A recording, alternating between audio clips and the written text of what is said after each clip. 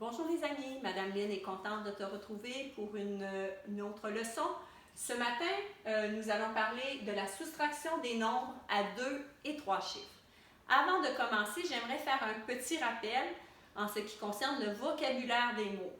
Tu sais, quand tu fais une addition, le total, on appelle ça une somme.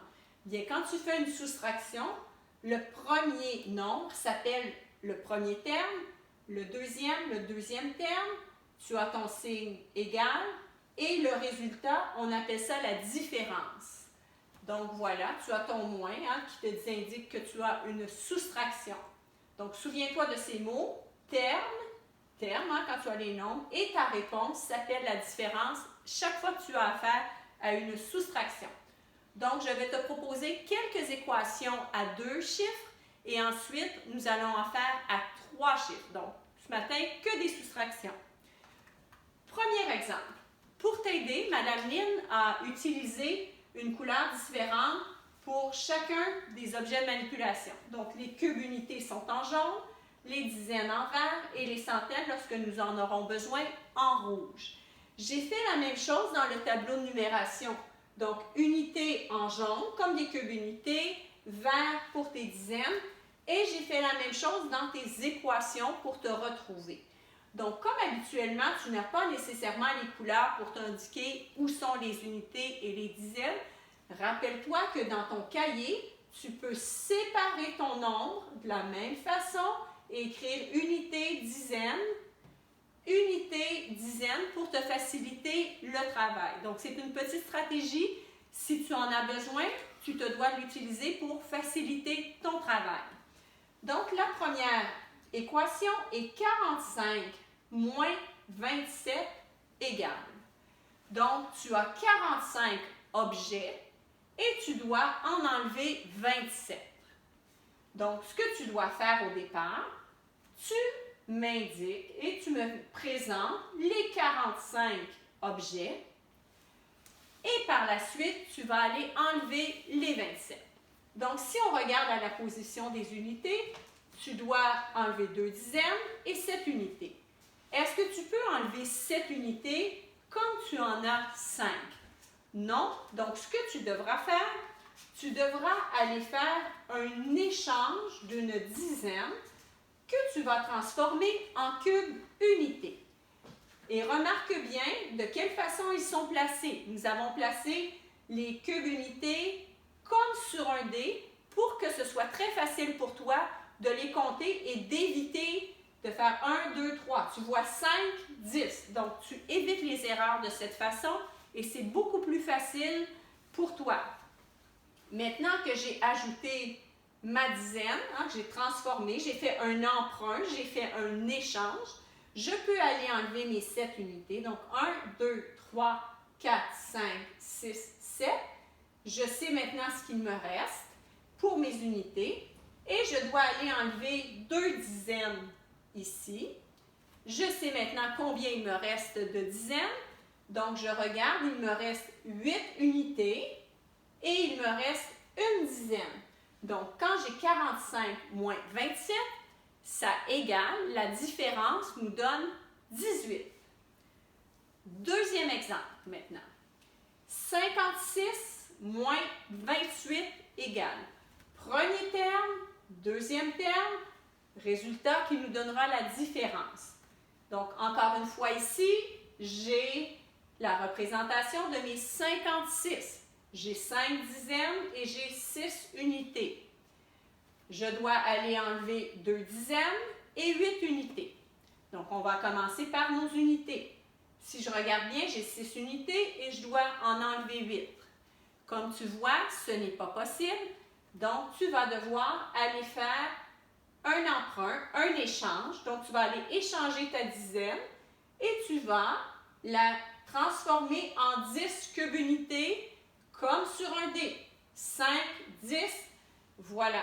Tu peux aller maintenant enlever tes 8 unités qui sont là. Tu sais combien il t'en reste. Tu dois compléter en enlevant 2 autres dizaines et tu as ton résultat final. Donc, il te reste 8 unités et il te reste 2 dizaines.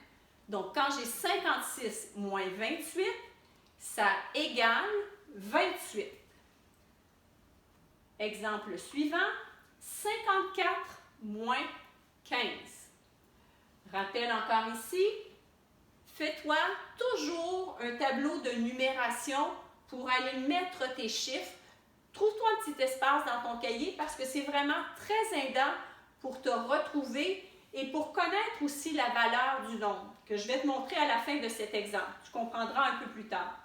Donc, j'ai 54 objets ici et je dois en enlever 15. Donc, tu as compris, hein, depuis le temps qu'on le fait, que tu as 4 unités, tu dois en enlever 5. Évidemment, oui, tu dois aller faire un échange. Donc, tu vas faire ton échange, tu mets tes 10 cubes unités, 5, 10, je suis certaine. Je vais enlever mes 5 unités. Je sais maintenant combien il me reste d'unités. Ensuite, on me demande d'aller enlever une dizaine. Je vais aller enlever ma dizaine. Et je sais maintenant qu'il me reste 3 dizaines et 9 unités. Ce que je veux porter à ton attention maintenant sur le 39, c'est que le 3 à la position des dizaines, ça vaut 30. Hein? C'est comme si tu avais 30 objets et que le 9 unités représente 9. Donc, c'est comme si tu avais 30 plus 9. Voilà d'où vient ton 39 ici. Donc, souviens-toi que quand tu as des unités, ça ne vaut qu'un à la fois. Donc, tu en as 9, donc c'est 9. Et quand tu as 3 dizaines, eh bien, c'est comme si tu avais 3 paquets de 10. Donc, 10, 20, 30. Excellent. Maintenant, c'est le temps du défi. Soustraction à 3 chiffres. Peut-être que tu te dis, c'est difficile. Ne t'inquiète pas. Si tu es capable de le faire à 2 chiffres, tu es aussi capable de le faire à 3 chiffres. La seule différence, et tu vas le voir, c'est que ton tableau de numération sera un peu plus grand et nous utiliserons les plaques de sang. Donc, si tu as bien compris comment le faire à 2 chiffres, tu es capable à 3 chiffres. C'est juste que le processus peut prendre un peu plus de temps. Donc, tu as 263 moins 26. Donc, tu vois tes unités ici, tes dizaines, tes centaines. Donc, unités en jaune, dizaines en vert et centaines en rouge. Exactement comme dans le tableau de numération pour te retrouver. Souviens-toi, tu peux aussi mettre unités, dizaines, centaines au-dessus de tes nombres si cela peut t'aider. Donc, j'ai 263 et je dois aller enlever 26. Donc, 6 unités, 2 dizaines. J'ai 3 unités, je dois aller enlever 6 unités. Je dois évidemment faire un emprunt. Je vais transformer, je vais échanger ma dizaine pour 10 cubes unités. Et ainsi, je peux aller enlever mes 6. Oh, Madame Lynn vient de voir une erreur ici. Je me suis trompée. J'ai oublié. Non, j'ai les 6. Désolée, Madame Lynn vient de voir. Ça va, j'ai enlevé les 6. Donc, voyez-vous, même si on est enseignant, on peut se tromper. Madame Lynn croyait qu'elle avait oublié, mais non. 1, 2, 3, 4, 5, 6. Donc, peut-être c'est un bon exemple que toi aussi, tu dois vérifier, hein, toujours une deuxième fois pour t'assurer d'avoir fait la bonne chose. Donc, tout va bien. Ensuite, il me reste mes 2 dizaines à aller enlever. Et je vais regarder à la position des centaines. Je ne peux pas en enlever puisque je n'en ai pas. Donc, ma réponse sera, il me reste 2 centaines, 3 dizaines et 7 unités. Donc, quand je fais 263 moins 26, la différence me donne 237. Deuxième équation. Donc, j'ai 334 moins 106.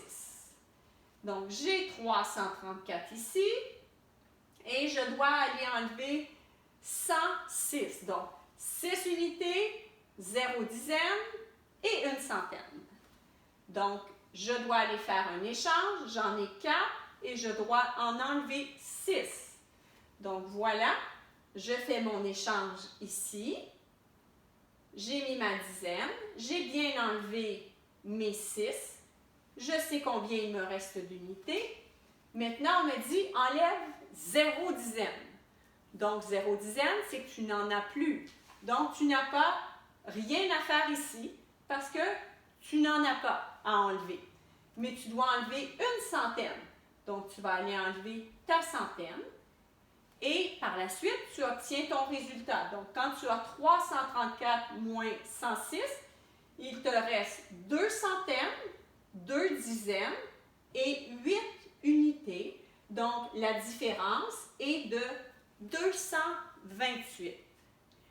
Donc, voilà les amis, petite leçon sur les soustractions à 2 chiffres et 3 chiffres. Peut-être que si tu vois que c'est encore un peu difficile, c'est peut-être bien de réécouter la vidéo, mais tu peux arrêter à différents moments pour bien observer ce que j'ai fait et ensuite tu peux repartir la vidéo. Donc, petit rappel, tableau de numération, sépare bien tes unités, tes dizaines, tes centaines pour te repérer. Tu peux, au besoin, le faire aussi pour tes nombres.